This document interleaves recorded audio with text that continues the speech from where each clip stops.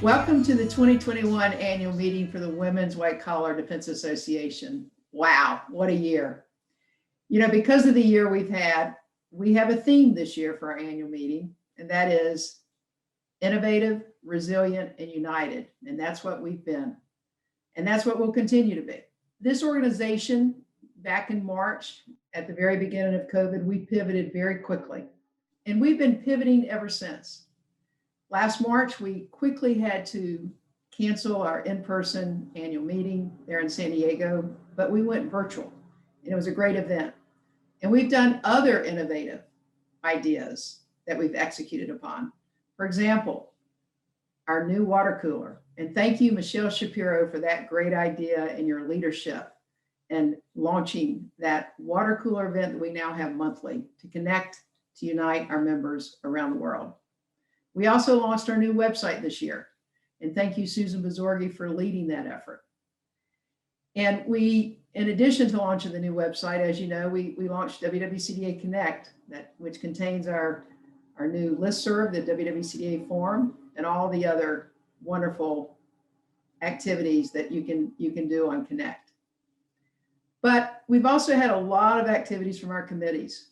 Our Thought Leadership Committee has done a fabulous job with programming, writing articles, and also leading the COVID prisoner release sharing of information amongst our members. And wow, what a great awards gala we had in 2020. Not only do we have absolutely fabulous speakers, and of course it was all virtual, we had winners of those awards that are truly stars of the bar. Our chapters and our regions have had events around the world. And we even launched 2 chapters this past year, India and Peru. Welcome to those 2 new chapters. We now have 43 chapters around the world, and we're getting ready to launch our 44th. In May, we'll be launching our Quebec Montreal chapter. As an organization, we've had an impact this year. For example, in the wake of the George Floyd death, we launched our diversity committee, and that committee has been very busy with all sorts of initiatives and programming internally and externally. We also have mourned the death of Justice Ruth Bader Ginsburg. And in her honor, we launched a new award this year that will be given out for the first time. And it's an award that will be given to a law student. Our small firm initiative, our social media committee, our rankings committee, and many other committees have been extremely busy. Our leadership in this organization has done a great job being innovative, resilient, and uniting all of us. You're going to see a number of those leaders today at this annual meeting, and I'm just so proud of how hard they are working to move this organization to meet our mission of advancing women around the world. There are 2 women in particular I want to give a shout out to, and that's our 2 co-chairs. Stacy Gottlieb and Stacy Hartman, who have done a fabulous job as co-chairs of this annual meeting. They have put together a fabulous annual meeting with 3 wonderful speakers and also a fun networking event and a reception. Now, if you would like to get more involved in this organization, if you would like to volunteer your time to be a leader or to just simply get more out, I'm going to show you right now up on the screen a slide that has a number of email addresses that you can utilize in reaching out. We would love to have you more involved and to volunteer on a committee. I also want to give a shout out to our sponsors. Without our sponsors, we could not be doing what we're doing as an organization. The chair of our sponsor committee will be speaking shortly with a formal thank you to you, but I wanted to give a personal thank you because we are doing a lot and we thank you for supporting us in doing so. Now, let me turn it over to Stacy Hartman, our co-chair of the annual meeting, who's gonna kick it off. Again, thanks for joining us and enjoy our annual meeting. Thank you, Karen. I'm Stacy Hartman, partner at Steptoe and co-chair of the annual meeting committee, along with Stacy Gottlieb. I'd like to echo Karen's warm welcome. We are so pleased that so many of our members have been able to join us from across the United States and around the world. And while of course we would prefer to be together in person, we're thrilled to enjoy the participation of all of you in this virtual format. As Karen previewed, we have an exciting interactive program for today's meeting and hope it reflects the way this group has thrived during these challenging times. You've all helped your clients, your community, and each other in innovative ways, undeterred by the challenges of working remotely, and in so many instances, while also acting as teacher, coach, mom, and caregiver to those close to you. We aim for this program to honor your resilience and show how we've done so much more for each other and for those who need our help by acting together, united in purpose and action. We couldn't have put on today's program without the committee and chapter leaders who are discussing the work you've all done this past year and are planning to do. We also want to thank our committee, whom Stacy will mention in a bit, and of course our fearless leader, Karen Popp, whose vision helped bring us all together in the first place and whose steady, ever-guiding hand ensures that the WWCDA continues to grow, thrive, and prosper.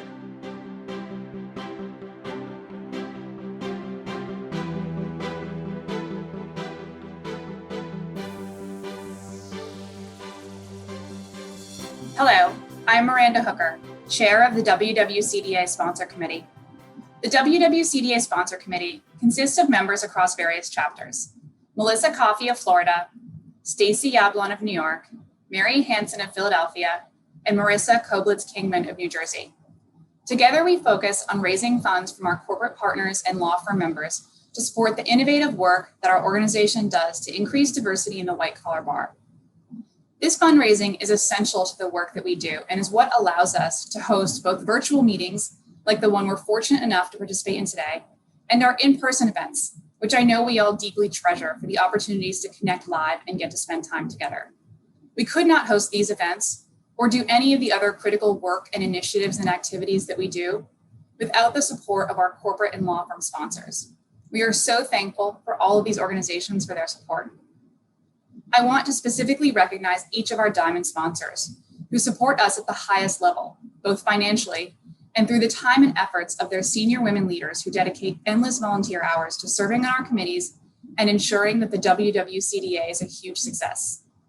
This year, our diamond corporate sponsors are Alex Partners, Alvarez & Marsal, BDO, Berkeley Research Group, Charles River Associates, Deloitte, FTI Consulting, Guidepost, and Stone Turn.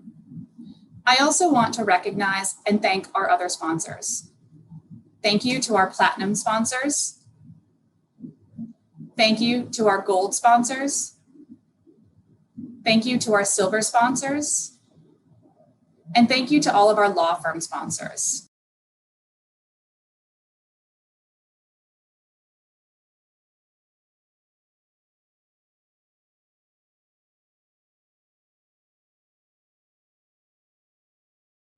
I know we all value the relationships and connections that we form as members of the WWCDA, and our connections to our corporate partners are just as critical to our success as an organization.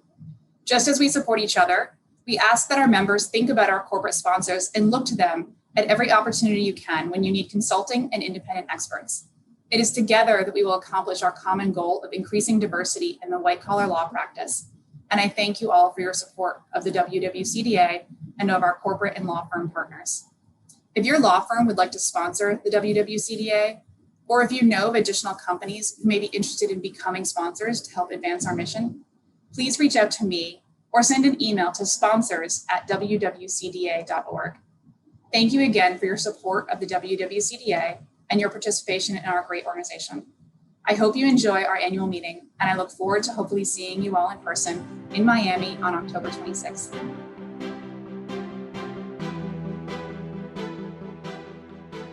My favorite WWCDA success story is the one where I was referred to represent a corporate executive in a securities fraud investigation. I was the only female lead lawyer representing any of the corporate executives, and my client was the only one who wasn't terminated for cause or indicted by the Department of Justice. I was able to leverage that representation into representing the client in the shareholder suits and in other investigations that followed. And for those matters, I assigned all women lawyers. Greetings from Boston. I'm Michelle Shapiro, Global Vice Chair of this amazing association and a partner in the Boston and New York offices of Arent Fox. What we have all accomplished as an organization in this past year is simply extraordinary. Despite so much distress and isolation, we became stronger, more resolute in our commitment to justice, and amazingly, even more connected to one another, thanks primarily to a little thing called technology. This year challenged us to find innovative ways to connect, and we rose to the occasion. It started right off the bat in March 2020. WWCDA pivoted and took the Thought Leadership Committee to the next level. Justine Harris, partner at Share Tremonti in New York, was asked to chair the committee and the WWCDA effort to share a treasure trove of COVID-related prison release resources through the listserv. Other members followed suit, which resulted in the creation of a database of materials accessible to all of you, which grew, and those materials helped so many members secure your client's release from custody at a critical time. Bravo! In early April 2020, our members took to the listserv to seek information from one another on how to handle, if not outright resist, remote SEC testimony. After active email dialogue on the topic, more than 70 members convened via Zoom to discuss the issues. That marked our very first interactive virtual discussion. Springboarding from that success, in May, we launched our virtual water cooler gatherings, which have provided an informal opportunity to network in small groups with members from around the world in a way that used to be reserved for our once-a-year in-person annual meeting. Many hundreds of you have participated in water cooler sessions since, and they've become a monthly fixture that will continue long after the pandemic is over. Next time we're all in a room together, I think we'll be amazed at how many faces we know.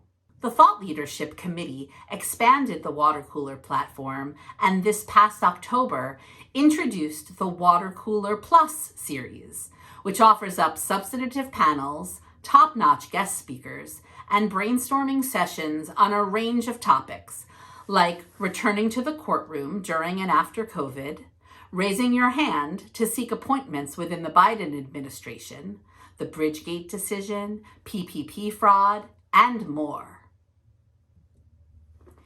In addition to the virtual sessions, which are generally only available to our members, Thought Leadership, in conjunction with our Public Relations Committee and our fabulous pro bono PR consultants at Infinite Global, are bringing Water Cooler Plus content to the public in a series of articles picked up for publication by Bloomberg Law. These articles highlight the expertise of the individual contributing members and raise the profile of the WWCDA. As if all that wasn't enough, the Thought Leadership Committee has also been collecting practice resources related to the Water Cooler Plus discussions and posting them to the forum library on Connect for all of you to use.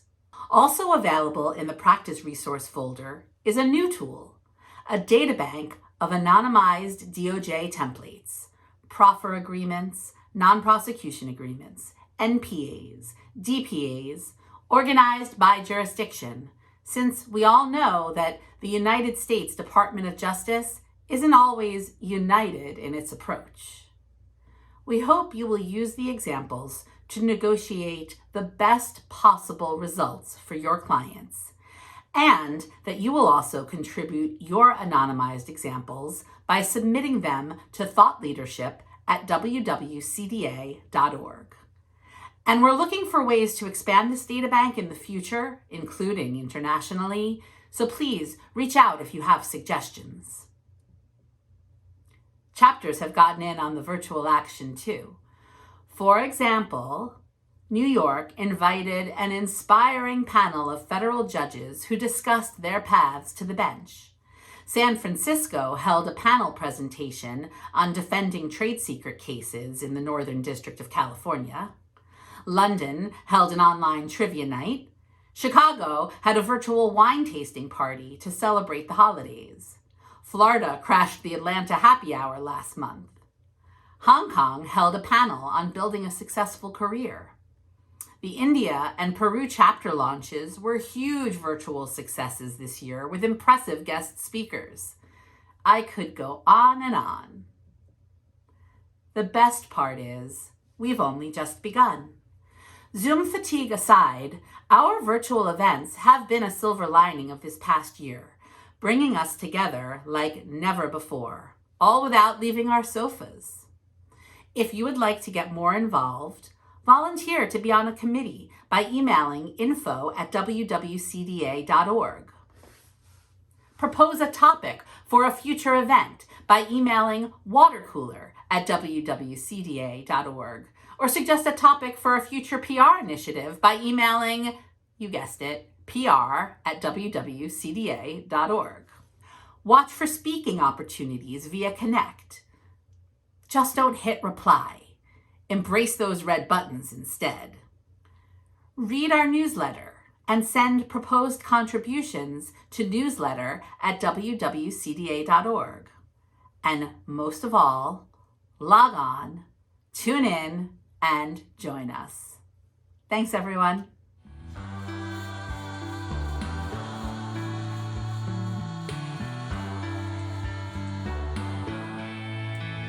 Hi, I'm Michelle Nasser. I'm a partner at Dow Bennett in St. Louis, and I'm the founder and chapter leader of the Missouri chapter of the Women's White Collar Defense Association. In January of 2020, just before the pandemic hit, a member in Dallas sent an email to the listserv seeking an attorney to represent a corporation involved in a federal grand jury investigation here in St. Louis.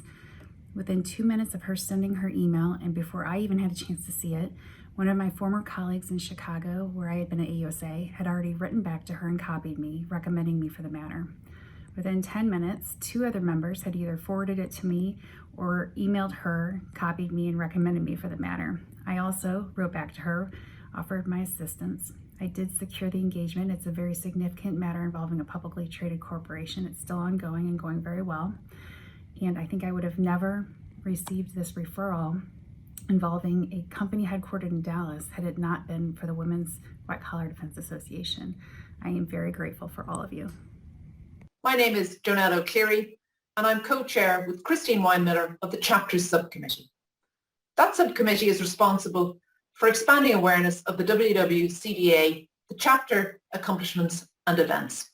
There are 3 teams in the subcommittee: the launch team, the chapter activities team, and the newsletter team. They've all done a fantastic job this year. The newsletter team has highlighted some remarkable stories. The launch team has been involved in setting up further chapters around the globe, including in India and Peru.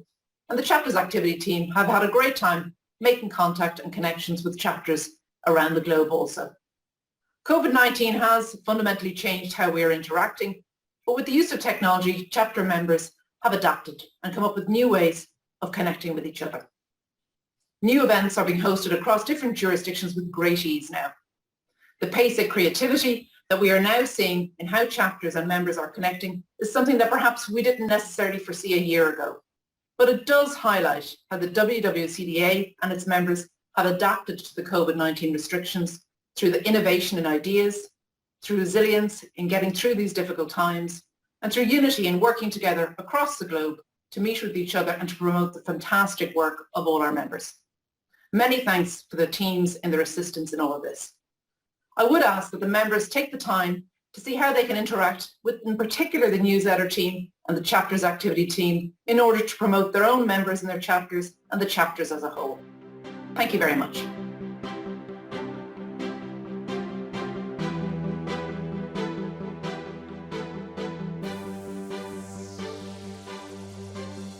Greetings. I am Carrie Cohen and the co-chair of the WWCDA Awards Program and a partner at Morrison & Foerster in New York City. Embracing the challenges of the past year, our committee and the broader WWCDA came together to innovate. resulting in a 2020 awards gala that was a true success, a virtual experience like no other. The 2020 awards gala was an evening full of inspiration as we honored the award recipients who demonstrate the very best of the WWCDA and its mission of advancing women in white collar around the globe. We extend our heartfelt gratitude to Jody Avergun and Lynn Niels, who co-chaired this committee for the past 2 years. Their dedication and tireless work will be impossible to match. My two co-chairs, Hannah and Nana, certainly have large shoes to fill, but we are excited to take the reins as the new co-chairs for the 2021 WWCDA Awards Committee. Nana, now to you. Take it away. I'm Nana Frimpong, Carrie's and Hannah's committee co-chair. I'm with King & Spalding in Atlanta. Now, during the 2020 WWCDA Awards Gala, WWCDA announced the launch in 2021 of an award to honor the life and legacy of the late U.S. Supreme Court Justice Ruth Bader Ginsburg. This award will be given annually to a female law student who, in the final year of her legal education, best exemplifies Justice Ginsburg's commitment to excellence, her resilience and extraordinary work ethic, and her tireless efforts to ensure justice for all. Our committee is already hard at work in launching this award, and we look forward to your help in sourcing nominees and publicizing the award. I am Hannah Bornstein, and I am a partner at Nixon Peabody in Boston, and I am pleased to co-chair this committee with Nana and Carrie. In addition to the Ginsburg Award, we will continue the tradition of honoring the recipients of the Champion Award, the Group Award, the Laurie Miller Award, and the Kathy O'Neill Award. It is easy to make a nomination.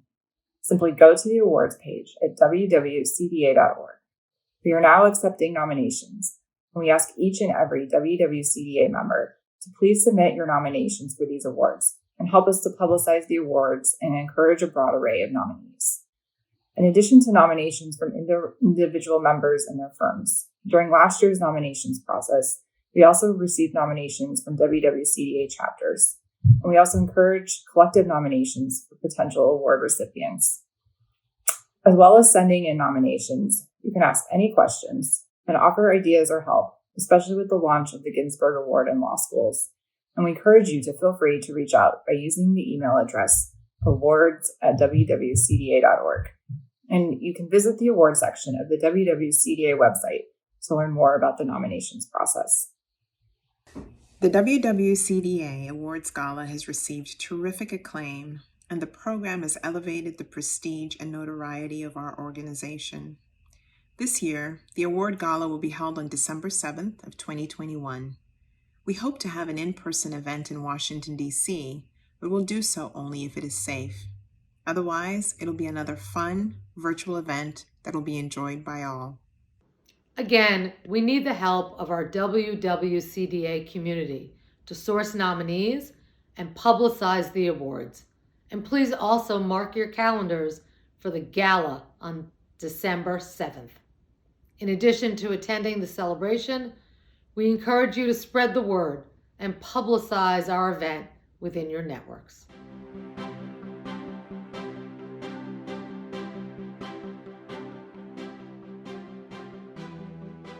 It's always great when somebody thinks of you to represent an individual when they are representing a company. And Kristen Kohler recommended that I represent an individual in a False Claims Act matter that she was representing the entity for. There was a joint defense agreement meeting before COVID, and it was a large joint defense agreement for all of the former and current employees who had counsel. When I showed up at that meeting in Philadelphia, I had never been in a meeting like this before. There was a huge conference table at Morgan Lewis in Philly, and around that table were 90% women. And each and every individual who needed counsel was referred by Kristen, and 90% of the employees had a woman representing them. And I just thought that that was a good story to share because it really spoke to the power of this network. And that's the first meeting that I've been where it's all women around the table, and I certainly hope it's not my last. So what is the impact WWCDA is making globally through our international chapters? It allows each of us to connect on professional matters, to join forces when promoting and advocating for more diversity in the profession. It provides us with a fantastic opportunity to have a network of talented experts to work on our international matters. And last but not least, it also opens up a whole new world of friendship and personal connections. Greetings, everyone. I am Shirley Emahelu, and along with Rasha Shields, we are co-chairs of the Diversity Committee. The committee was created in 2020 in the wake of the global outcry against racial injustice sparked by the murder of George Floyd and others. The marches across the globe for equal justice under the law and the clarion call for recognition of our common humanity were felt throughout our own organization. We recognize the salience of intersectionality, that is the unique experiences that women of color and LGBTQ+ women face. And we acknowledge the critical role of allyship in ensuring that WWCDA supports, amplifies, and empowers our diverse members. We hit the ground running as a new committee. We co-sponsored, along with the Thought Leadership Committee, a panel discussion among judicial, executive, and White House appointees, past and present, to encourage all of our members to raise their hands for political appointments and resolutely affirm, "Why not me?" We also co-sponsored a fireside chat with former DC U.S. Attorney Jessie Liu, who shared her pearls of wisdom and experience shattering multiple glass ceilings as a woman of color. And most recently, we presented a virtual poetry cafe in celebration of Black History Month, where we discussed National Youth Poet Laureate Amanda Gorman's awe-inspiring poetry. The event brought together WWCDA members from a broad spectrum of races, ethnicities, and geographical areas, all united in the common purpose of understanding and relating to one another through our discussion of Ms. Gorman's beautiful, symbolically evocative poetry, which reminded us that what binds us together as women is much stronger than what appears at first blush to separate us. We will continue celebrating Heritage Months. We will spotlight the achievements of our diverse members, and we will ensure that WWCDA's critical initiatives, ranging from the Speakers and Rankings initiatives, our WWCDA leadership selections, membership drives, mentorship programs for early career women in the white-collar profession, and our substantive programming lift up all members, including our BIPOC and LGBTQ+ members. In order to achieve these goals, we ask you to support a critical organizational component of our mission, the formation of 2 WWCDA affinity groups, a BIPOC affinity group and an LGBTQ+ affinity group. These affinity groups will each be comprised of not only WWCDA members who identify as BIPOC and or LGBTQ+, but also allies of any race, ethnicity, and sexual orientation. Through the affinity groups, the Diversity Committee will be better able to identify BIPOC and LGBTQ+ members to support, elevate, amplify, and celebrate. We hope that you will join us in the effort by joining one or more affinity groups, or by encouraging your friends and colleagues to do so that we can institutionalize the pillars of our committee: inclusion, diversity, equity, and access, also known as IDEA. Thank you, and we hope that you enjoy the rest of WWCDA's annual meeting. We hope to link up with you soon.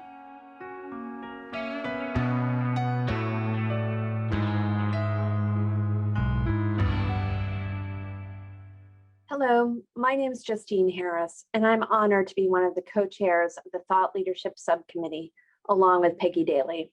The goal of the subcommittee is to harness the energy and the talent of our members around issues of critical importance, and to promote our members as thought leaders in the wider business and legal community. Now, this happened organically around the issue of compassionate release early in the pandemic. And I'm so proud of the incredible work that so many of you did to secure the release of vulnerable inmates during this humanitarian crisis. We were able to build on that energy and momentum and launched a series of Water Cooler Plus sessions focused on a variety of substantive topics, ranging from challenging federal indictments during a time of COVID to defending a PPP fraud case. We were also pleased to be able to team up with the Diversity Subcommittee and host a mentoring panel, encouraging our members to seek appointments in the new administration. We are so pleased with the work we've been able to do so far, and I, with Peggy and the rest of the subcommittee, look forward to the year ahead. Dear WWCDA members, I am so excited to be here with you today as the chair of our social media subcommittee. As you will see from my brief remarks today, our committee continues to innovate by creating new ways to unite our resilient global membership. 2020 was another successful year of showcasing great initiatives and gaining new and dedicated followers across WWCDA's social media channels.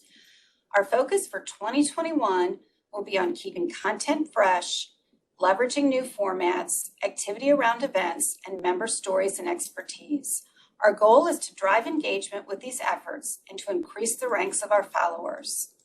In 2020, chapter events continued to make up a significant portion of top performing content. Additionally, the member spotlights quickly rose to become a key staple of WWCDA's content strategy, pointing to a deep appreciation for individual recognition.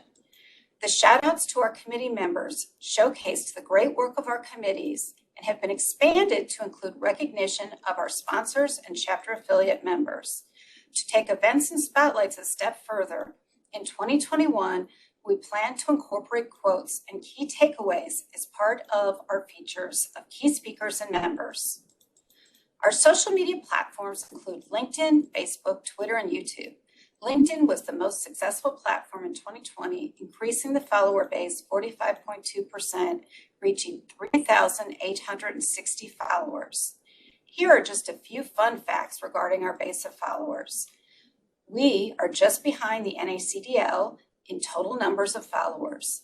The majority of our followers are in legal or related careers. However, our followers are comprised of a diverse group of individuals, including those in banking, other financial services industries, and the government. Our largest geographic group of followers are in DC, New York City, and London, and our social media platforms attract industry leaders.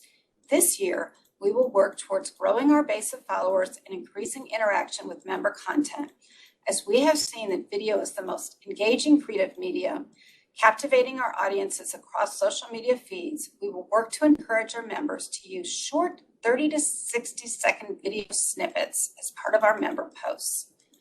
Our posts are entirely based on member submissions. Our success to date rests on the contributions of each of you as individual members.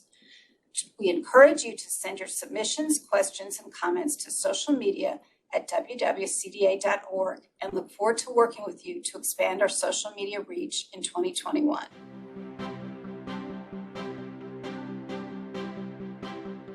My name is Claire Rauscher, and I'm a member of the North Carolina chapter.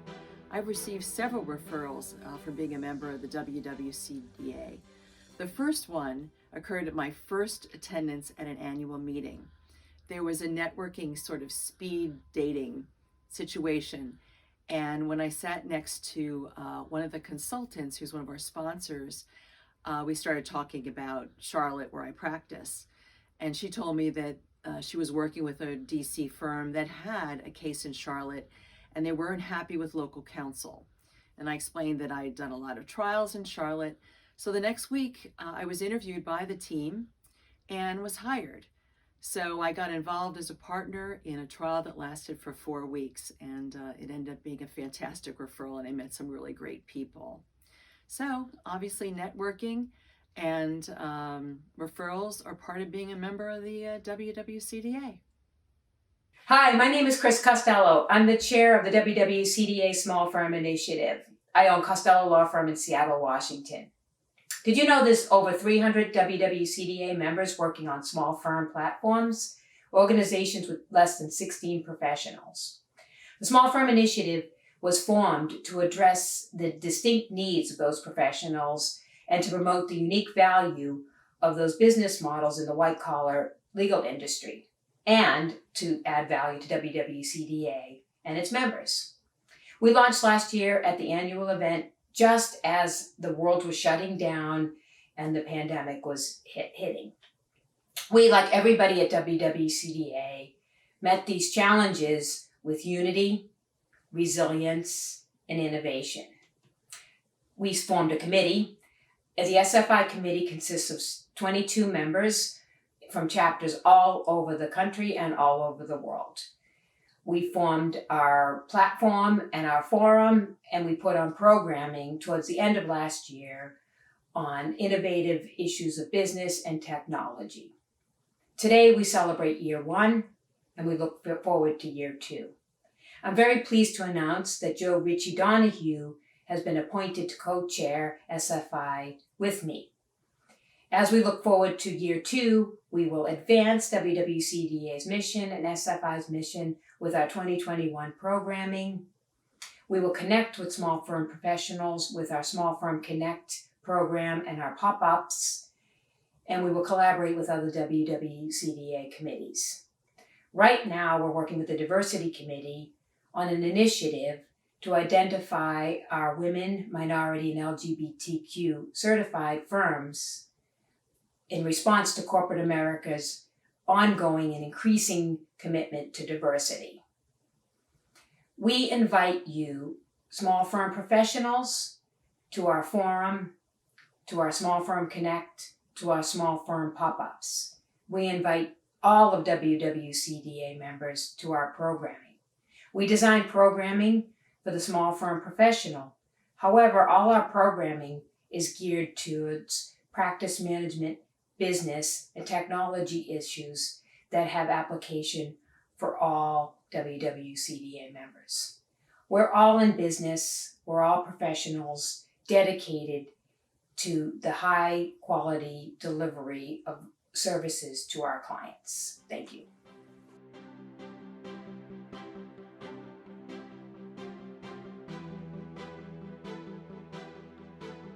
Hi, I'm Margie Pierce, co-chair of the WWCDA Speakers Initiative Committee. Our committee's mission is to help place WWCDA women on conference panels throughout the world. We have been successful in many ways, placing WWCDA members on conferences from New York to Prague and beyond.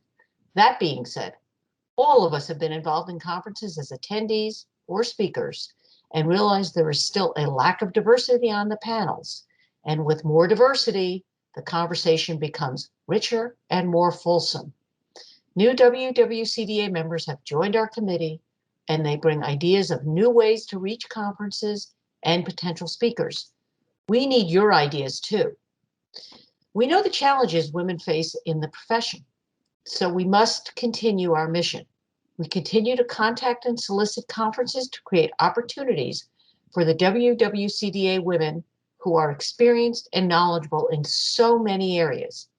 Getting women on panels not only enhances the practice of the individual women, but it also raises the profiles of women in general, and it helps fulfill the WWCDA mission. We look forward to continuing these efforts, and I look forward to the day that I do not automatically count the number of women on a panel. Now I am going to turn it over to my co-chair, Carol Von Tassel, to close. Hello, everyone, and thank you, Marjorie. It has been a privilege to work with Marjorie and our entire committee. Part of what we found this year is to rely on and work with our WWCDA community more fully. We have had members join us from Young Professionals Initiative to help us. We are also coordinating with the Branding Events Committee, working better, working smart, and being united. That will make the difference in the coming year and we are excited about it. But we also need your help. If you are serving on a planning committee for a conference or know of speaking slots at a conference, please let us know. We can help identify WWCDA members to speak at those conferences. Or if you belong to a group or organization that has conferences needing subject matter expertise that WWCDA can provide, please let us know that as well. Our goal is to be proactive in partnering with organizations instead of waiting for their calls. We need your help to do that. If we work together, we will make opportunities for even more women, furthering our WWCDA mission. You can now contact us at speakers@wwcda.org. Thank you and enjoy the rest of the conference.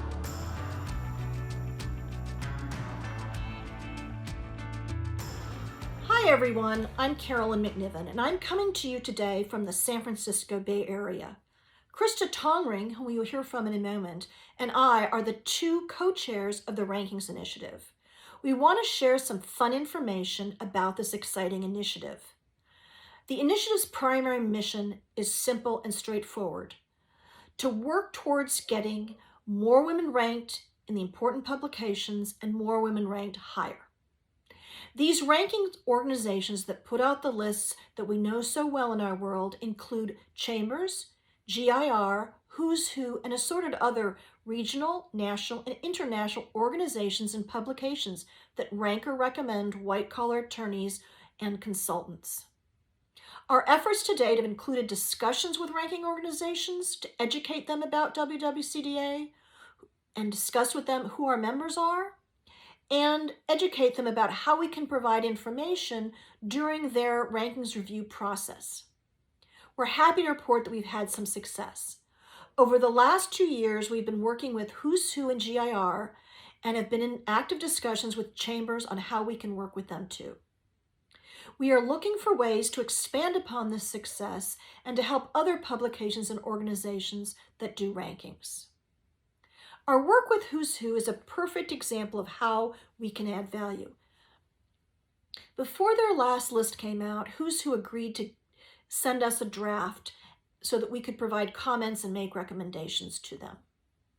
After we got the list, we distributed it city by city to the relevant chapters and sought their input as to who is already on the list and which members' names should be added to it.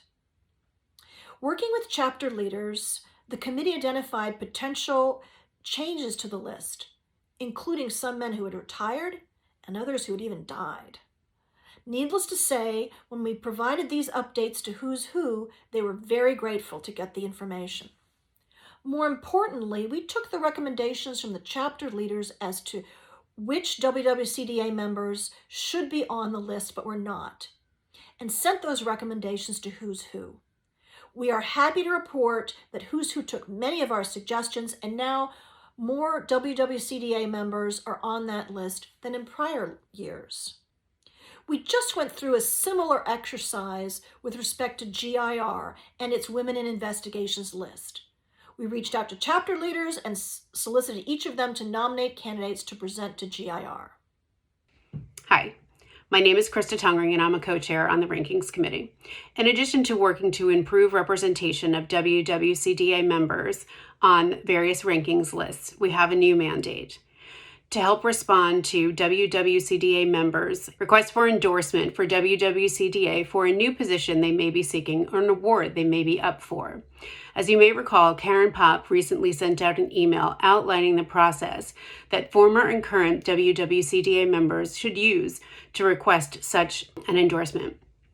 The Rankings Committee is pleased to support this initiative that is designed to support our WWCDA women.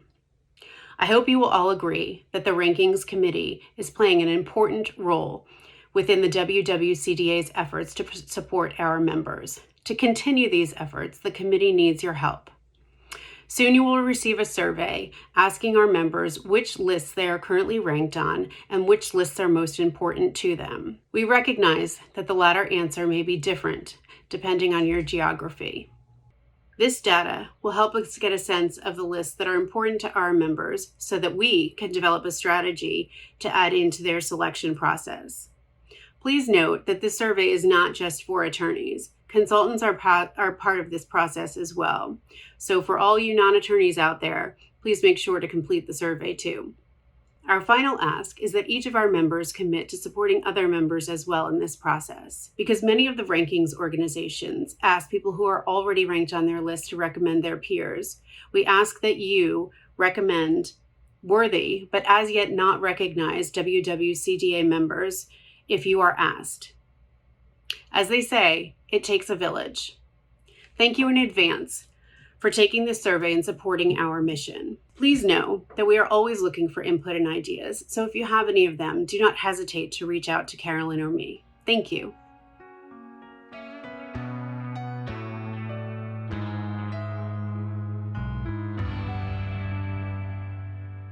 Hi, this is Jen Armstrong. I'm co-chair of the Ohio chapter, and I love our listserv.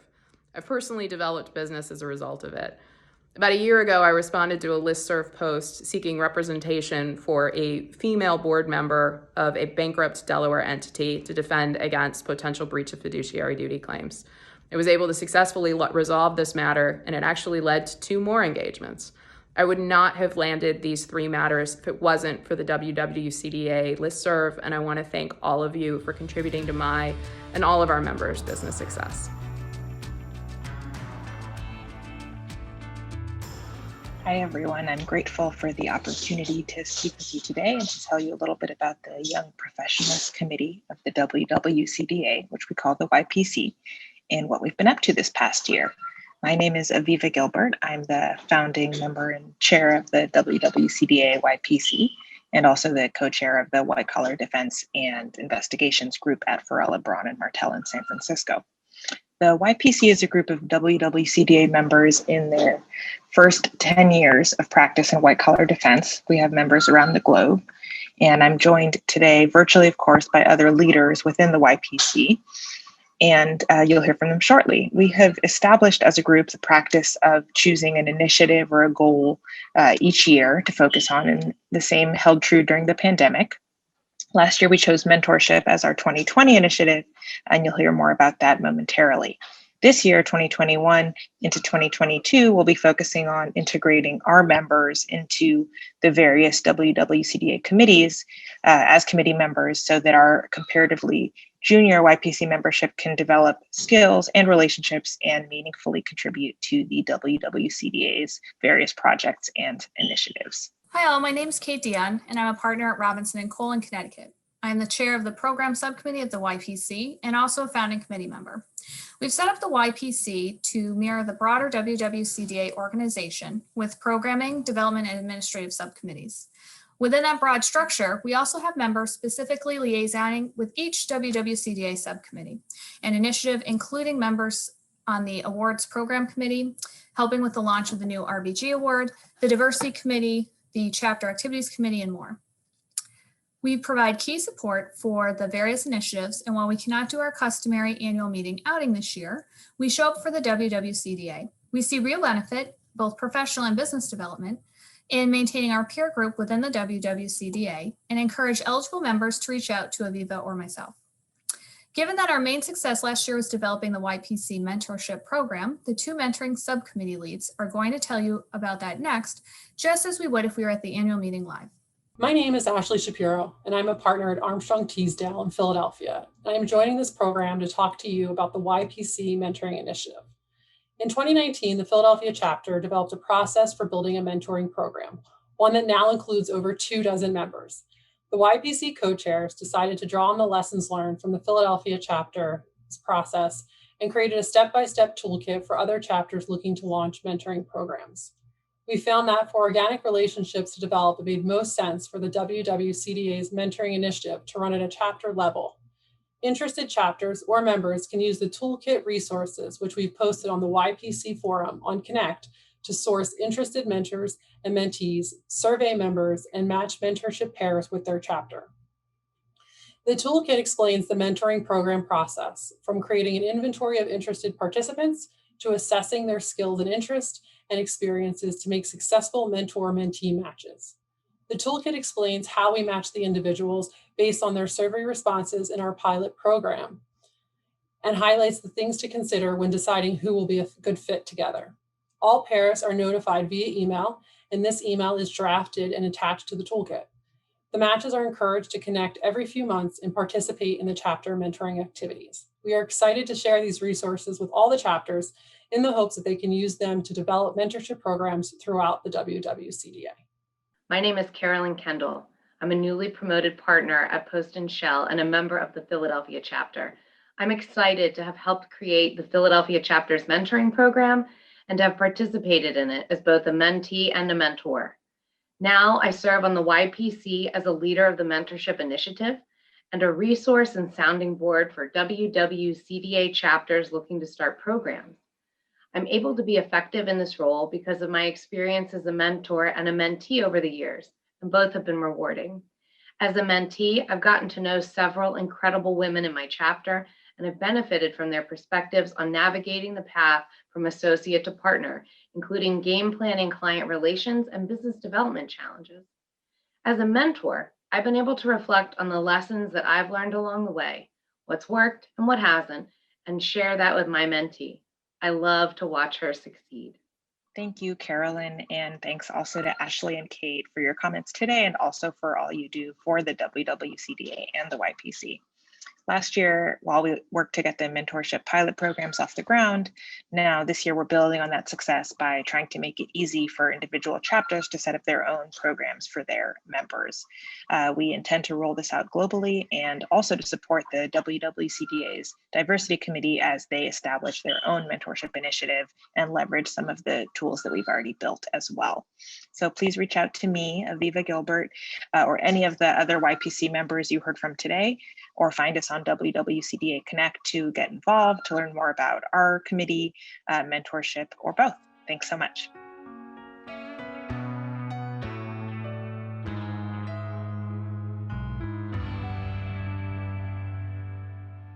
Hi, I'm Jen Wyndham, co-chair of WWCDA's Branding and Marketing Subcommittee and a partner at Robbins Russell in Washington, D.C.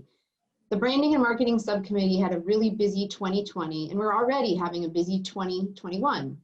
We hope you have enjoyed all of the graphics and branding seen at WWCDA events, invites, and on the website at wwcda.org. Hi, I'm Brooke Hopkins, Jen's co-chair of the subcommittee and partner at Alex Partners in Dallas, Texas. Our marketing and communications team was busy with innovative projects to bring WWCDA initiatives to the next level, including refining graphics for WWCDA water cooler meetings and the Small Firm Initiative, SFI, as well as continuing development of a digital approach for the Monitorship Initiative. We also work with the WWCDA Diversity Committee in developing their logos. Yes, and the Branding and Events team was ever resilient in continuing to identify virtual opportunities for WWCDA, including as the strategic partner for Whipple 2020 Virtual Summit and collaborating with the Los Angeles Federal Bar Association on its virtual program, Emerging Issues in Blockchain and Cryptocurrency. Branding and Events also continues to collaborate with the Speakers Initiative to identify potential in-person collaboration events for 2021 and beyond. And our PR team had success coordinating across different WWCDA members and law firms who united to produce the Bloomberg Law series entitled COVID-Era Challenges to Federal Indictments. Several of our members authored the first two articles. To continue our success throughout 2021, we want to remind all of our members to please look for opportunities to brand WWCDA and to co-sponsor events. Please contact us if you have ideas or any questions. And don't forget, include WWCDA in your firm bio and on your LinkedIn profile, and double check your settings on WWCDA Connect to make sure you're receiving pertinent info about WWCDA events. Also, you can reach us at marketing@wwcda.org or PR@wwcda.org.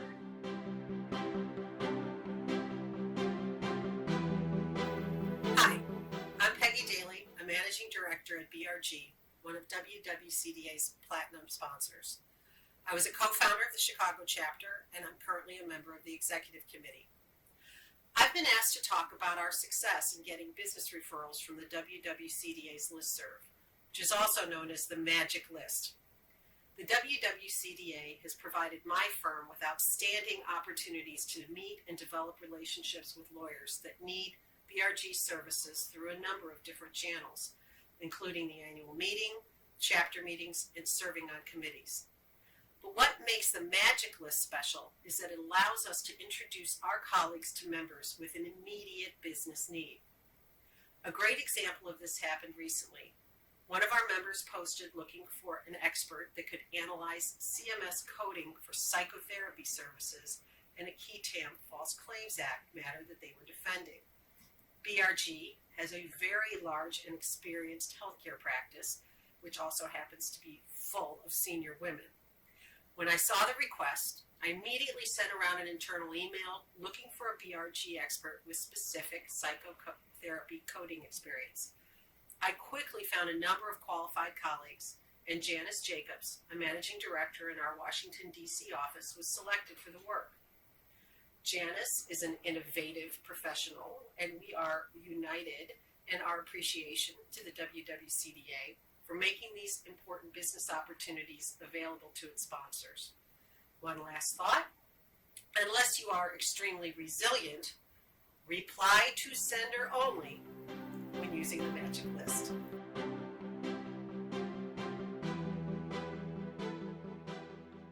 Hi, I'm Bridget Moore, historian for the WWCDA and partner at Baker Botts in Washington, D.C. I, along with the historian committee, are responsible for collecting and preserving the history of the WWCDA and the 43 chapters around the world. Our committee includes Laureen Ryan and Medita Shagamuratova at Alvarez & Marsal in New York, and Brandon Moss, partner at Wiley Ryan. A big shout out to Alvarez & Marsal for their support and help with the historian efforts. We truly could not have done this without them. The historian team works with many WWCDA committees and chapters to ensure that all WWCDA historical data is collected timely and categorized properly. Historical data includes photos, videos, recordings, invitations, contracts, news items, articles, chapter reports, planning documents, speeches, and membership lists. The historian team monitors the WWCDA forum, website, and social media channels for activities, news items, and programs, and coordinates with the WWCDA leadership to ensure all archive-worthy items are collected.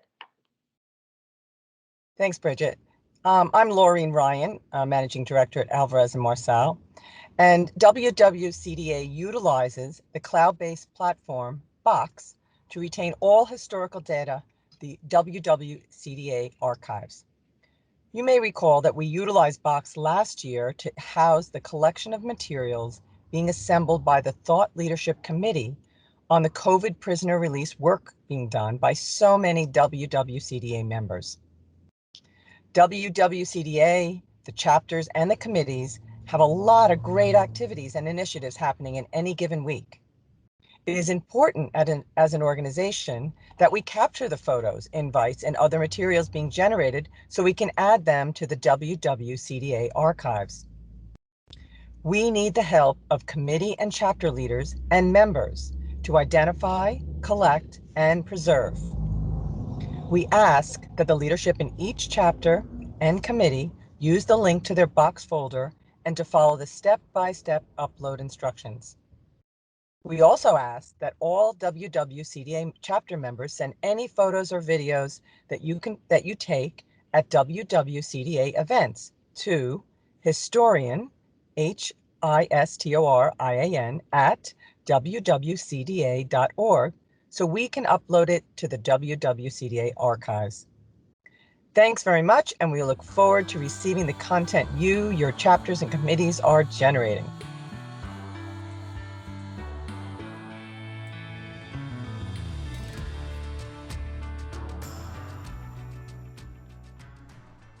Hi, my name is Katie Matsoukas. I'm the city leader in Indianapolis. I've both referred matters out and received referrals, but most recently I was referred a matter by Nika Hackworth-Jones. I represented a former employee of a company that Nika represented in a DOJ False Claims Act investigation. But the coolest part of the story, I thought, was that Nika reached out over the listserv, and before I had even had a chance to see the email, several of my friends in other chapters had recommended me and told Nika that I was an excellent lawyer that would be a good choice for the task. That was pretty cool. I didn't even have to advocate for myself. My friends that I've made through this organization advocated for me.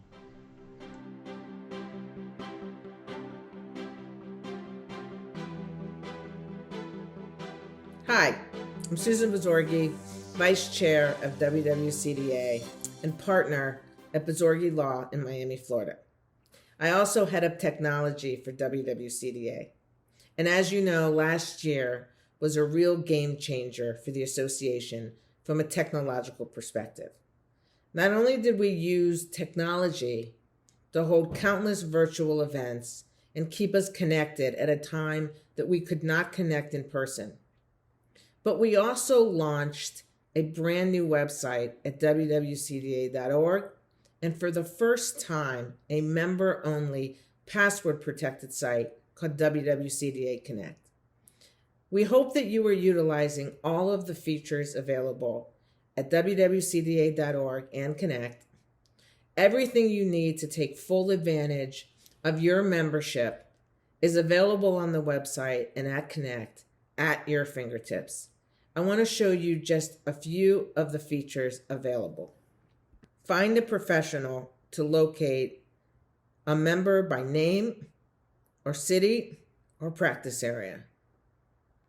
Keep your profile updated so you can be searched and be found by members, the public, or a potential client. New members now join WWCDA by submitting an application via the website through the Become a Member link on the top right corner of the site. You can learn about upcoming events and RSVP under the Events tab. You can watch events you might have missed, for example, the Awards Gala. Read about the association's most important news and current public statements on the home page of the website or when you log in to Connect. Find a WWCDA leader under Who We Are tab on the advisory board or committee page. Find a committee to join under the Who We Are committee page by reviewing the org chart and applying to become a volunteer by using the volunteer form. Become a sponsor. Find a sponsor to help you on your case through the corporate directory or the Find a Professional feature. Contact the chapter by going to the chapter page where you can find leader contact information. You also have access to member-only items on WWCDA Connect. On Connect, you will find the WWCDA listserv called WWCDA Forum, where you can post a discussion to either ask a question or seek a referral from the other members from anywhere in the world. Each chapter and committee has its own listserv, also called forums, where you can find members of your chapter by going to your chapter forum page. And there's a library of materials for COVID litigation that's been collected by our members over the last year. And there's so much more. Have fun exploring and don't be afraid to hit a button and see what's behind it. We're constantly looking for ways to improve and enhance our members' experience on Connect. Here are just a few of the things that are in the works. Diversity certifications for women business enterprises, minority business enterprises, and LGBT business enterprises. So the potential clients can search for law firms or consultant businesses that have these certifications, and members can add ribbons to their profiles to display the certifications. We're also working to create a page dedicated to the publication of articles written by our members, articles written about our members, and articles from our thought leadership. I hope you visit wwcda.org and connect on a daily basis to get the most out of your WWCDA membership. Feel free to contact me with any questions or even with a new idea. Many thanks. It's been an absolute honor for me to help bring new technology to our membership.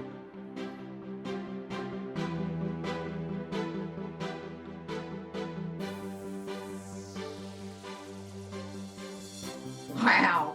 I mean, are you as excited as I am to really reflect on everything going on in this organization? And now you know why we got the theme innovative, resilient, and united. I can't thank these leaders and these committees and all the women who are behind these various initiatives for all that's going on with this organization. And again, a thank you to the sponsors.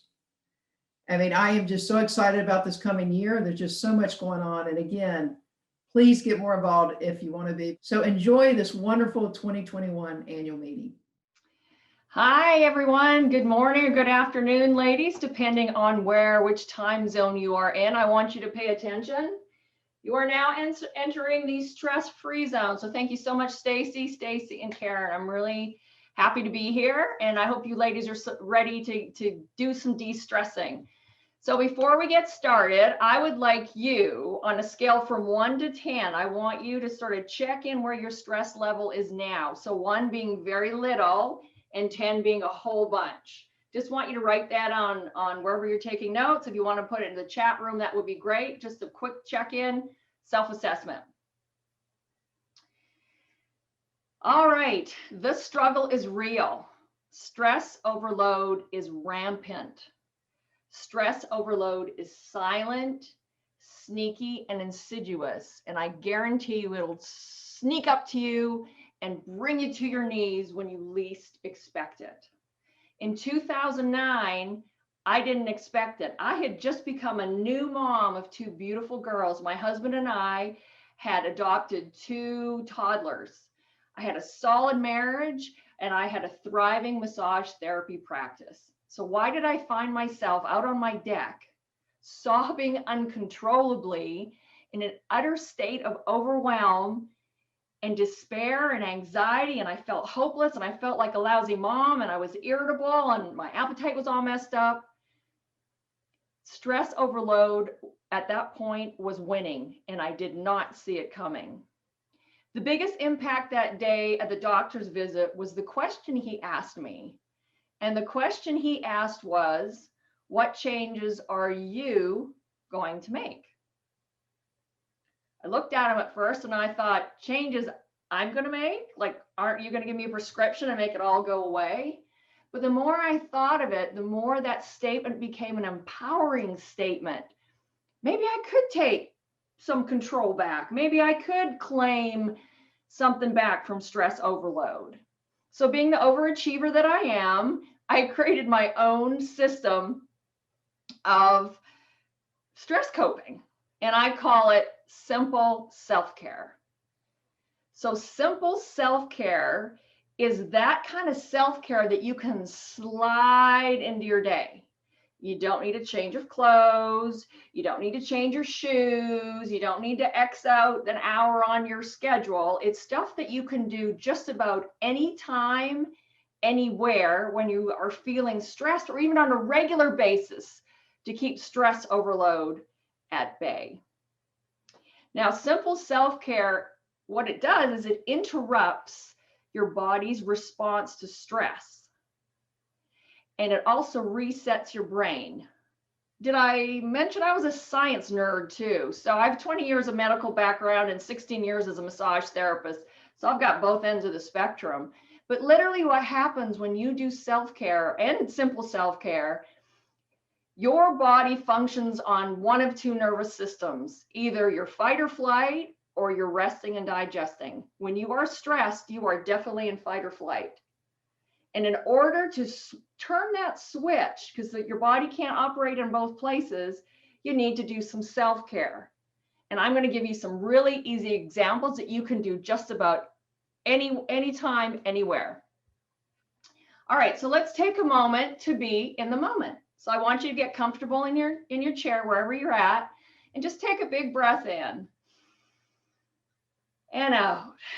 And I want you to focus on your shoulders. I want you to focus on feeling how much tension you have in your shoulders. So big breath in and scrunch your shoulders to your ears, and then big breath out. Big breath in and big breath out. One more time, big breath in and big breath out.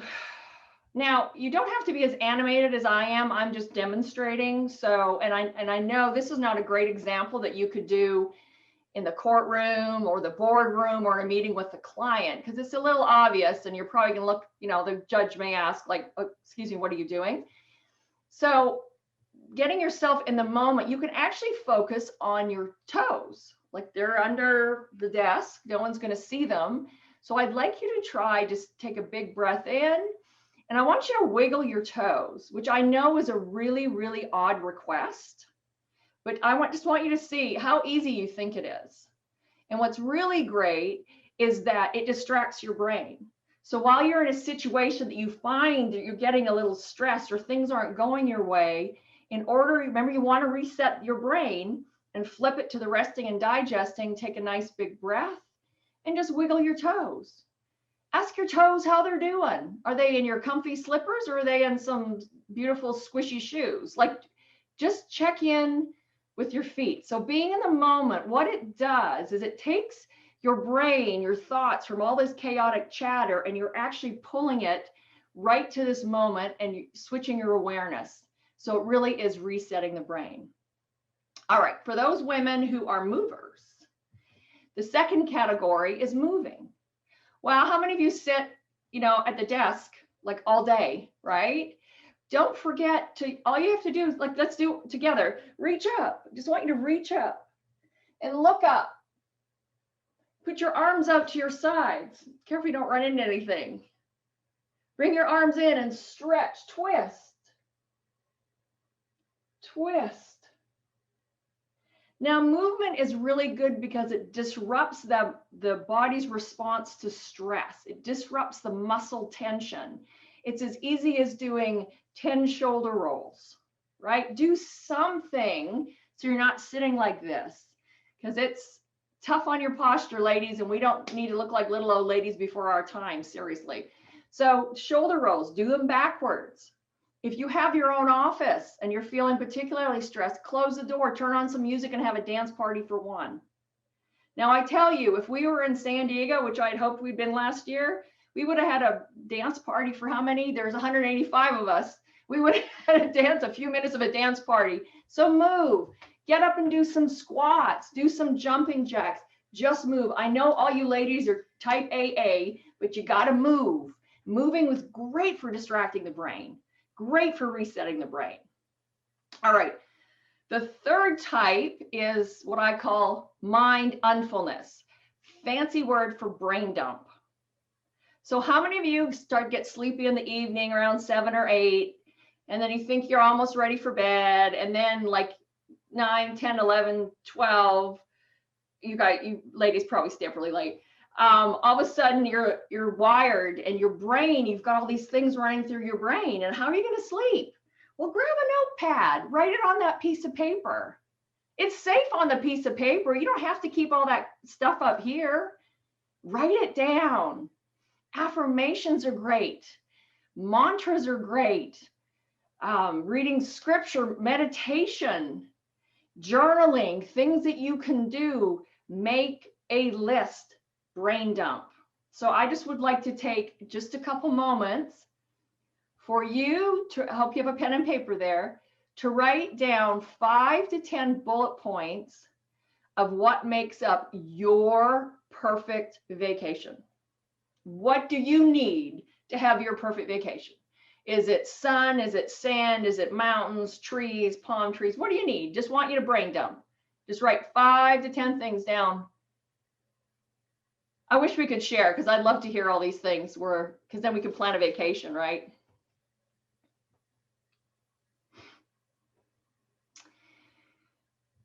All right, so I've given you 3 different categories with different examples of simple self-care. So in the moment are things that you want to re-engage your brain, distract your brain from all the chatter and all the I have to do this and I have to do this and I have to do this. It's the power of the pause. We have movement, and then we have brain dumping.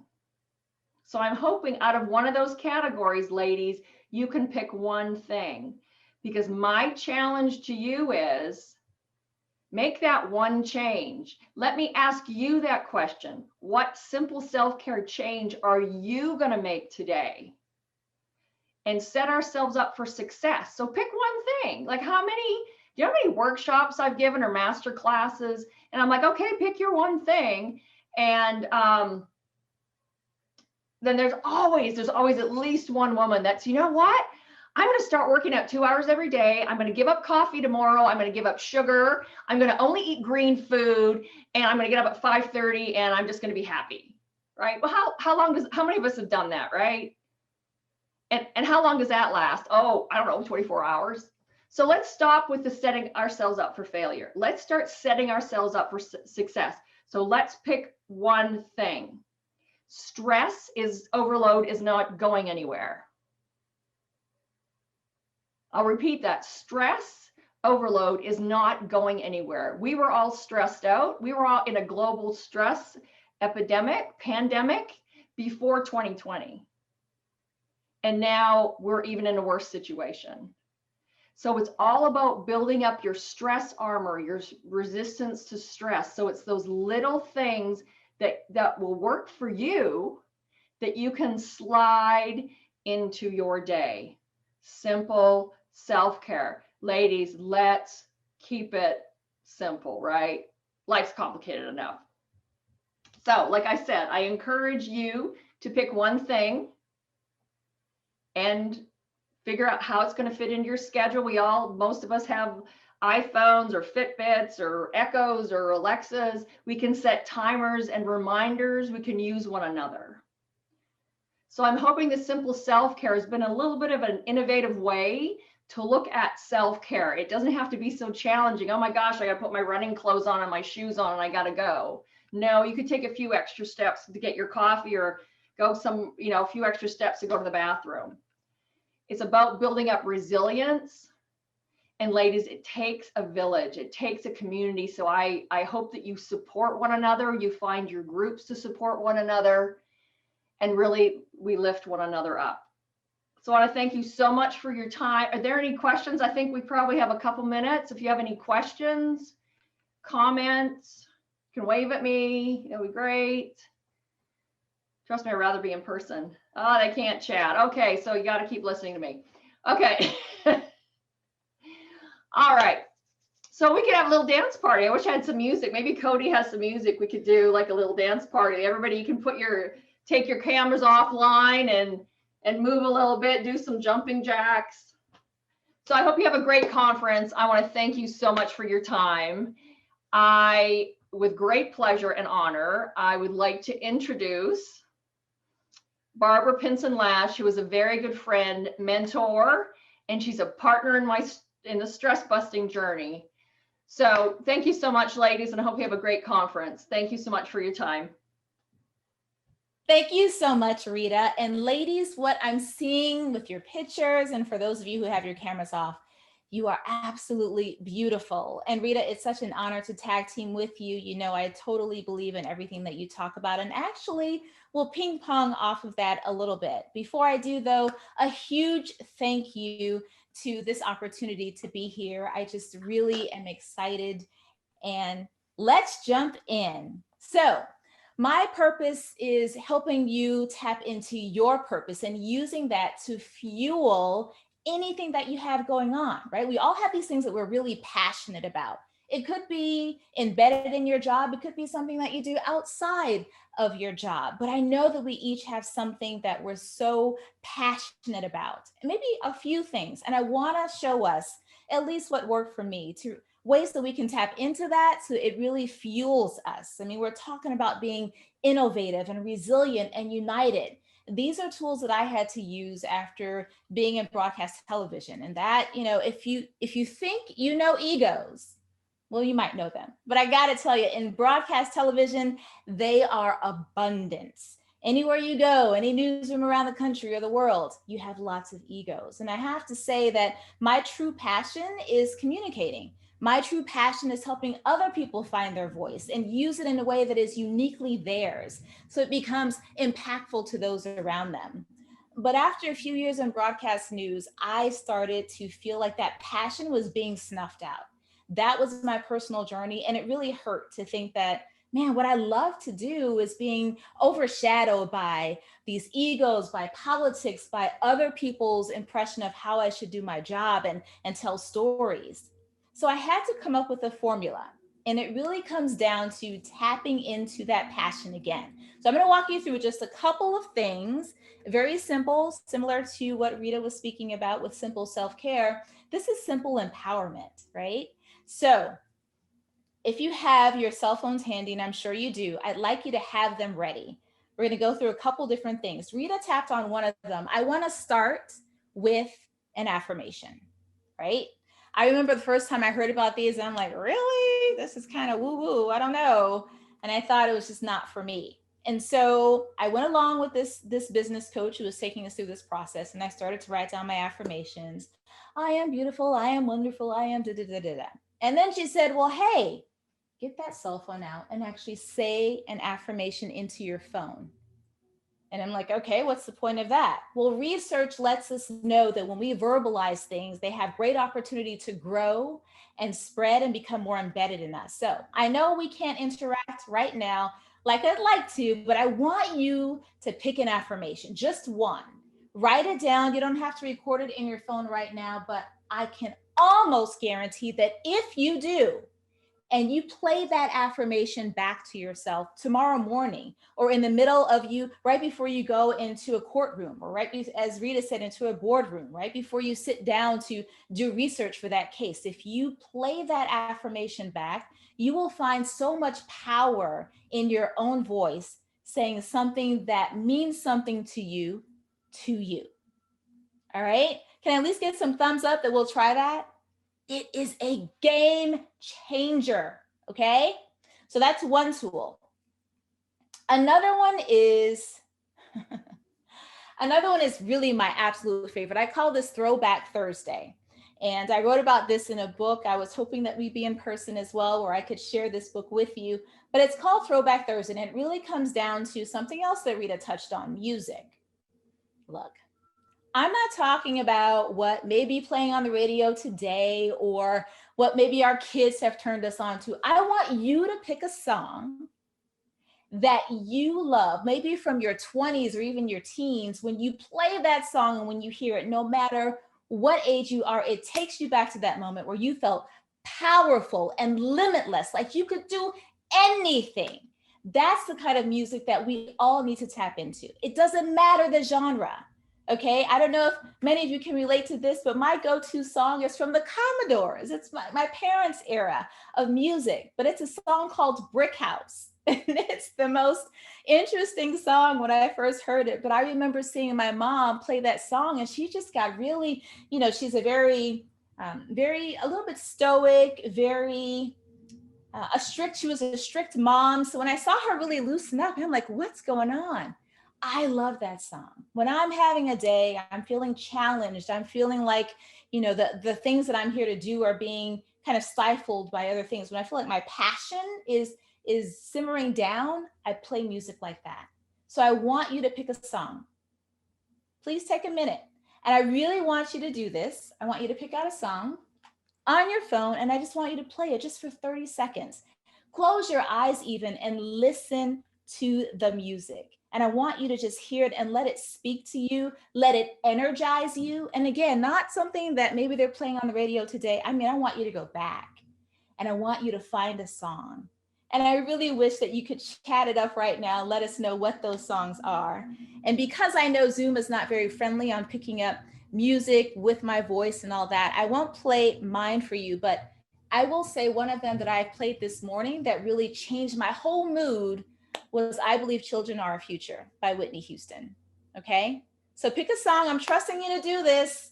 Jillian, Rose, Shirley, Jen Turner, Jenna or Jenny, Stacy and Stacy. I'm trusting you guys to pick a nice song.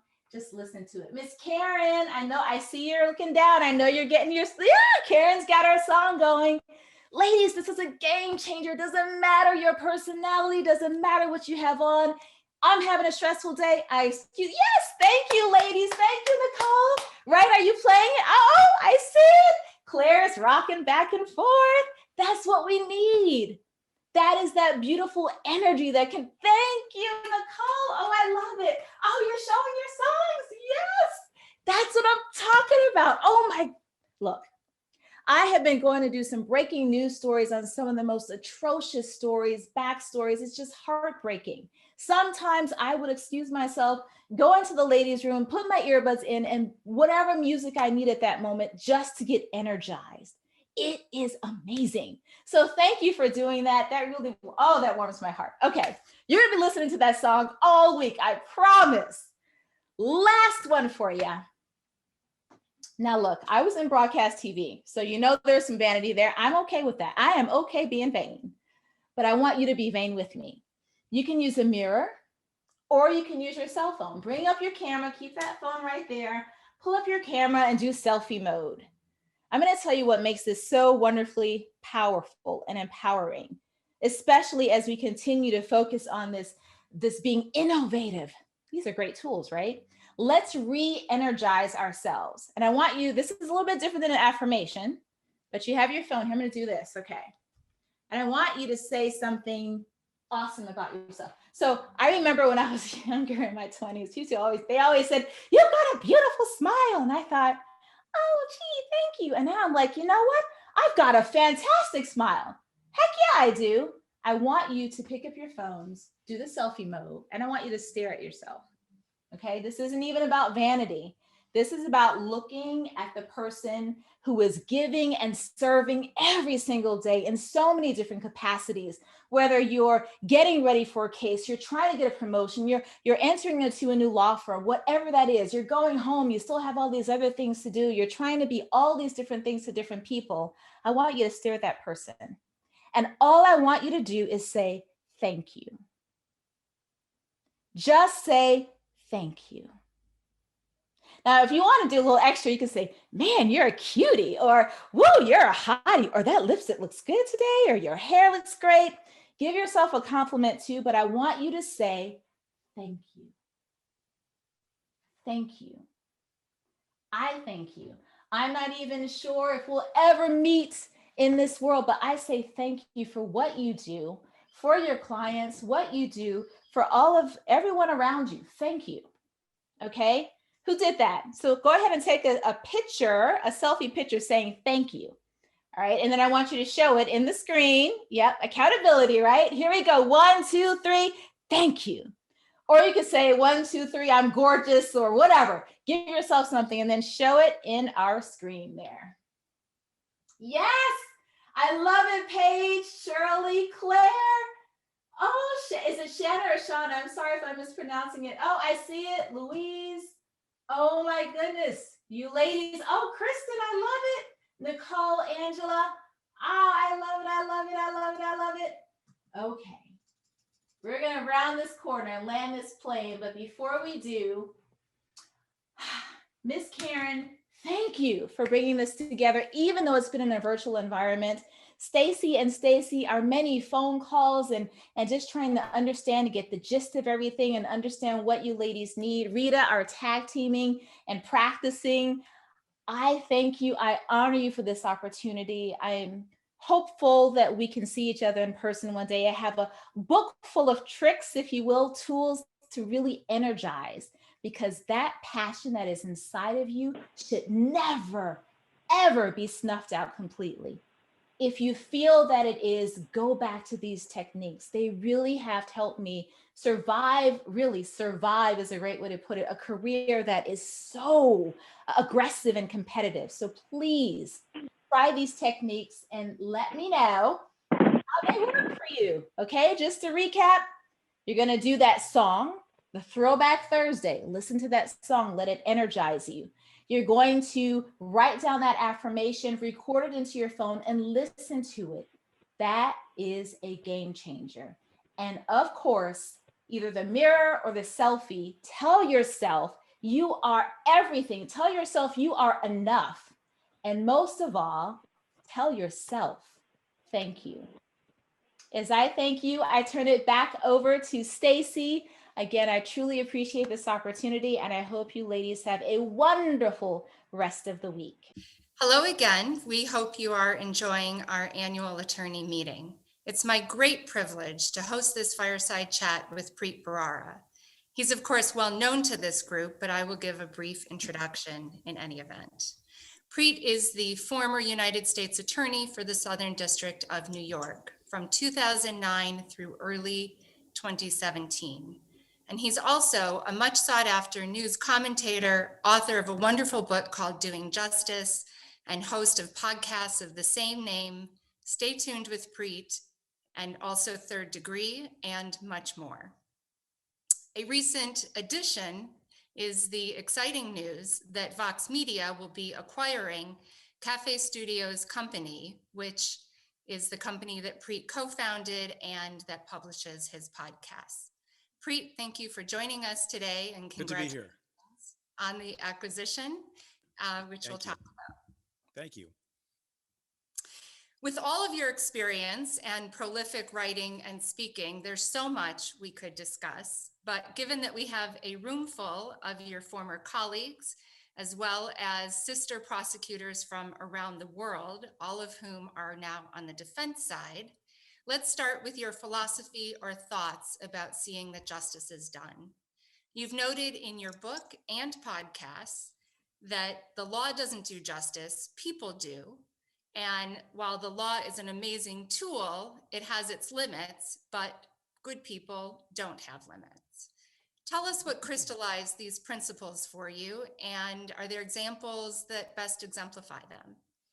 Sure. Well, first, let me say it's a pleasure to be here. It's a real treat to spend some time with you. I'm sorry it's virtual. I understand you'll be having virtual cocktails after this. Enjoy those. Yeah, so I think your membership will understand, as well as anyone, better than most people, the principle that justice is not done by constitutions and by laws alone, that it takes good people with integrity who exercise their discretion with wisdom and with restraint when it's called for. And in the beginning of my book, in the preface of my book, I talk about the fact that when I was in high school, the kind of the sport that I participated in was public speaking. Not really a sport, but that's the kind of kid I was. And I used to deliver a speech. It was the summation, or a part of the summation of delivered by Clarence Darrow in the case of the People versus Henry Sweet, where he defended a young black man who tried to defend his brother's home from an angry white mob. And there was a shot fired and a man was killed and he was on trial for his life. And, I didn't fully understand the import of some of the words that Clarence Darrow spoke, who I believe was a defense lawyer. And in the years since, and certainly when I became U.S. Attorney, I think I understood the principle that laws are not enough, institutions are not enough. And there's a quote that I still remember by heart, 37 years later, that Clarence Darrow uttered during the summation in the Sweet case. And he said, no matter what laws we pass, no matter what precautions we take, unless the people we meet are kindly and decent and human and liberty loving, then there is no liberty. Freedom comes from human beings, not from laws and institutions. And so while it is the case, as we also learn in law school, and you hear people say on television, we're a country of laws, not men. We're not people. It matters who the people are. And, my general thinking about justice is that people will accept outcomes in a trial or in some other process if they think the process is fair, and they think not just that the process is fair and the rules are fair, but if the people are fair-minded. And I tell a number of stories that are cautionary tales, both in the book and otherwise, about things that went wrong, miscarriages of justice. There's one exoneration that my office was responsible for as an intrepid former homicide detective at NYPD, who was an investigator at our office, who came across clear evidence that there was someone in prison for 17 years for a murder he had not committed, and co-defendants as well. And in the coda to the chapter, I make the point, that the laws are the same, The rules of evidence are the same as they were 17 years earlier. What was different? What was different was the people who came upon the case the second time around, 17 years too late, were people of great integrity, honesty, courage. And so that matters. You have so many stories, Preet, from your tenure. And I commend to all of our members your podcast, because you go into great detail with respect to each of these, including the ones you've just mentioned. And they're interesting stories, and there are lessons in each of them. And your office has had more than its share of headline making cases, but are there cases you're most proud of that did not get the same amount of high publicity? You know, as we say in the Southern District and maybe in other places, this is a standard line in opening statements. This case is important to the defendant. Every criminal case is important, but it's also important to the government. And that's true. Every criminal case is important, and it's probably the most devastating, difficult, traumatic thing ever to have happened to that particular individual and that particular individual's families. So, people would often ask me the question, why are you so interested in insider trading? Because we did a lot of groundbreaking insider trading case. I said, I'm not. You guys are. The press is. There are 24-hour financial news channels. There are entire periodicals devoted to Wall Street, and there's a paper that I believe is, has that in its title. And there's a certain interest in the part of the public and in journalists when you have high-flying individuals who fall from grace, particularly people who have wealth in the billions, and some of those people did. But there are all sorts of cases that happen all the time where people were victims of, smaller frauds, but to them it was devastating. And, so I think that there are whole legions of cases that didn't get the attention that they might have gotten, and it doesn't signify that they were less important. There's one in particular that I'll just mention in passing, and I did get to write about it in my book, and it's the case. It's an odd case to have been prosecuted federally, but there was a young woman, Sue Ann, who had been the victim of an invasion of two men invaded her home, beat her, believed to have sexually assaulted her, and stole $11,000 from her. And what made that, a difficult and interesting and challenging case? Well, it turns out Sue Ann was a sex worker, and the $11,000 that was stolen from her was the proceeds of her sex work. And she couldn't get justice from the Bronx DA's office for various reasons that I explained in the chapter. And a couple of prosecutors in my office and an intrepid detective, I like calling detectives intrepid when they are. It's the second time I've used that word, if you're keeping track. Thought that Sue Ann should get her day in court. And I actually entitled the chapter Day in Court. And this is someone who probably the perpetrators believed would never be believed, right? Someone who's engaged in that line of work makes a very ripe victim. And we tell the story of how these prosecutors and the detective and later a federal agent sort of came to her rescue and fought for her to have her chance in court. And ultimately there was a conviction. I don't want to give it all away because it's an interesting story that unfolds both in the podcast Doing Justice and also in the book. But there are cases like that happen all the time that not only don't get pressed, but I didn't even necessarily know about. I mean, the reason I know about that case in the detail that I tell it in is when I was telling other stories of more significant cases in the office, I would meet with the AUSA who was responsible and make sure I refresh my recollection. And I would always ask at the end of the meeting, is there some other case or memory or event that happened that you think would be instructive to people and that made an impact on you or inspired you in some way that I should maybe tell? And when I met with Tatiana Martins, who was one of the trial lawyers on the Dean Skelos case and later was the chief of public corruption, and I was asking her about those cases that were on the front pages of the papers all the time, and she reminded me of the case of Sue Ann. So even if you don't get to tell the story then, you can later write a book and tell the story so people know about it later. Well, interesting. Continuing on the theme of doing justice, in addition to the cases that your office brought, you also had occasion from time to time to decline to prosecute certain matters. Music to your ears. It's interesting, though. The holy grail for you. That's right. That's right. And I'm sure our clients are deserving of it. Other than the absence of adequate evidence, is there anything you can share about what else went into those decisions that may be instructive for our group? Yeah, so look, declination is a very, very serious and complicated thing that the public doesn't fully understand. And I'll give a couple of examples. I have a whole chapter of the book called Walking Away, right, that's about declination. And I teach it in my NYU seminar as well. When you make a case, you make the affirmative decision to charge and it goes to trial or there's a guilty plea. That's all public.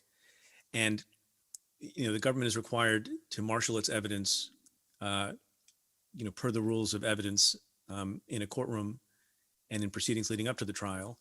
And the public can judge it. And you can say, was it overcharged? Was it undercharged? Was it fair? Was it judged fair? Was the sentencing fair? And there's, I think, a real ability to evaluate the decision-making and the exercise of discretion. By definition, when you choose not to do something, it's very hard to evaluate that decision. So the decision not to charge a bank president or the decision not to charge someone who is believed to have engaged in sexual misconduct like Harvey Weinstein or some other example like that, people get up in arms. And I get that because they see a bad thing has happened. How come someone is not paying for it? How come someone is not being held accountable? So just as an initial matter, the issue of trying to explain it is difficult. And yeah, there are various reasons, and I'm not going to describe any particular case. There are various reasons not to charge someone, even if there's technically sufficient evidence to bring the case. And one example is if there's a statute that has never been enforced before ever, or there has been a policy in the U.S. Attorney's Office or throughout the Department of Justice not to bring a certain kind of case. I'll give you an example. Drug possession, pure possession, is almost never charged. In connection with sex trafficking cases, unless the sex workers were involved in some way in trafficking other people, the general policy of the U.S. Attorney's Office is not to charge them. It's also the policy not to charge the so-called Johns, but to charge cases where there is actual, provable coercion or trafficking from other countries. That's a principal reason why, even though I think this was not under my tenure, but my predecessors, there was an institutional decision not to charge Eliot Spitzer, the former governor, with various crimes because of the standing policy to decline those cases, even though there was a technical case to be brought. So there are reasons why you don't bring certain cases. I'll give you another example. At some point, decisions have been made not to charge a certain kind of immigration offense, illegal reentry, and maybe some of you have defended some of those cases. There's a statutory provision that allows you to prosecute someone simply for re-entering the country if they've been in the country before and been removed. But under aggravated circumstances, if they have a criminal record and they re-enter the country, after having been charged and convicted with a crime, that's a higher penalty. And I perpetuated the practice of not charging the first and only charging the second. But that's not a function of the level of evidence. That's a function of resources and judgment and equity. Well, we could stay on the theme of doing justice, I'm sure, for hours, but let's switch topics. And let me ask you this. I understand that your former office was created prior to the establishment of even the Department of Justice. That's true. 100 years earlier. And the Supreme Court as well. Is that right? I believe that I would have to check. Okay. I got to call Lifeline for that one. Let me ask, for those of us fans of history, how was the office established, and should we draw any connection between that history and the development of the tongue-in-cheek nickname of the Sovereign District of New York? Oh, look, I don't know if sovereign is tongue-in-cheek. People believe that pretty strongly. The other quip sometimes was, the Southern District of New York has its own foreign policy. And certainly there were occasions when I was in office that decisions were made that affected relationships with countries, including Russia, Turkey, India come to mind, and maybe others as well. Look, I used to tell people to inspire them about the legacy of the office and the history they were inheriting of, the first nomination. The first nomination to what was then there was just one district in New York, the District of New York, was back at the founding of the Republic when George Washington had a handwritten nomination that was sent to the Senate. And on it was, among other names, the first U.S. attorney nominee to the District of New York, and also nominated to be Secretary of State, who was a guy by the name of Thomas Jefferson. I don't know what ended up happening to him, but he was on that same piece of paper, which I think at some point we got a replica of it and framed it and put it up in our office. So there's a very proud tradition in the District of New York. This is an example of something that is sort of a norm It's not etched into a statute that the Southern District has to be independent in a particular way or at a particular level. But decades earlier, I can't say precisely when, the Southern District got the reputation for being as independent as it could be within the rubric of the Department of Justice, which came later, obviously later in the 1800s, of not paying attention to politics, not paying attention to politicians, not necessarily always paying attention to who the Attorney General was or what the Attorney General wanted, without going rogue. And I think that's a very valuable thing, particularly when there are sensitive investigations and prosecutions, and even more particularly when they relate to people who are in partisan politics, because people have their own views and they root for their own side and their tribe, that there is a belief, that office, it goes after Democrats, it goes after Republicans, as we did when I was in office. It doesn't care, what the crowd wants. It doesn't care what the editorial pages say. They do what's right. They do what, I've always talked about and Mary Jo instilled in me, Mary Jo White, who hired me. You do the right thing for the right reasons in the right way. And that's it. And that's your only job. And to me, independence is a component of that, right? And not just independence from supervision. I don't mean that. I don't mean independence from, the rules of the road that the Department of Justice, tries to implement and apply uniformly around the country, but independence from, all the things that should not be affecting the judgment in a case. So I take it as a badge of honor, although some people roll their eyes about it.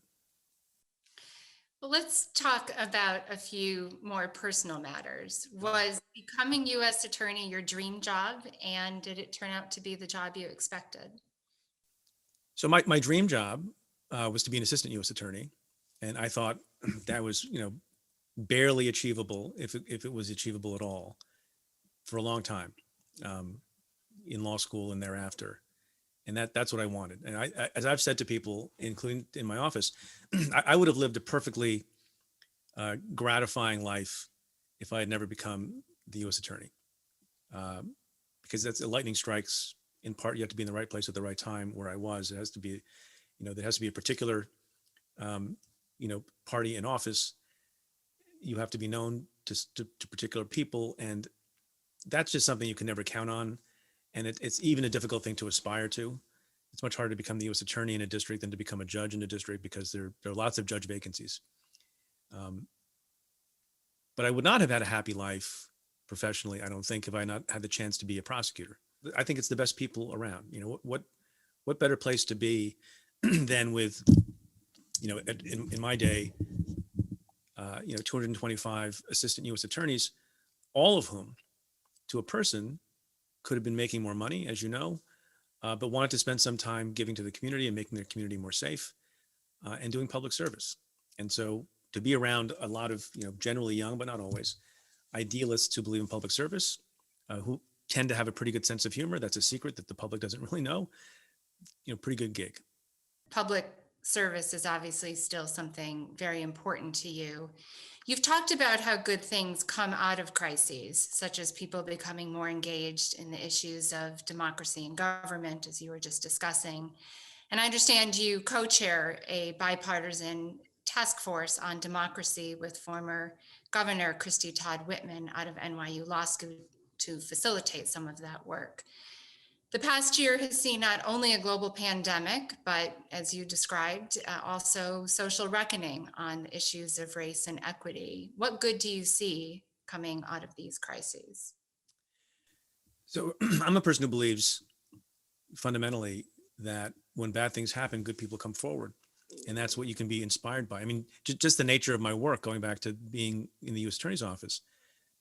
And I would explain to people, going back to, why I loved it. I'll give you another reason. One is, when you run a prosecutor's office, especially one like that, you see the worst that humanity has to offer. People who rape and kill and terrorize.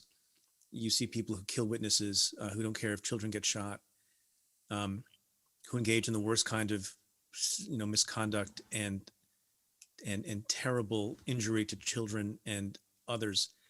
And it's awful. Some of that work requires law enforcement agents to seek counseling on a regular basis. That's how awful it is.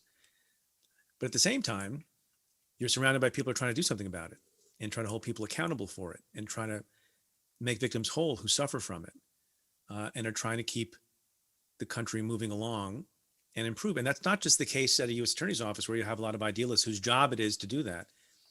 What's also inspiring is, people become alive and awaken to bad things. Not everybody.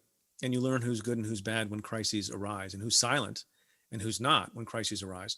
But even going back to something like the shooting in Parkland at that high school, and my kids are, high school age, and I have never seen young people, jump into action, both in word and deed, as I did after Parkland. Horrific violence, tragic.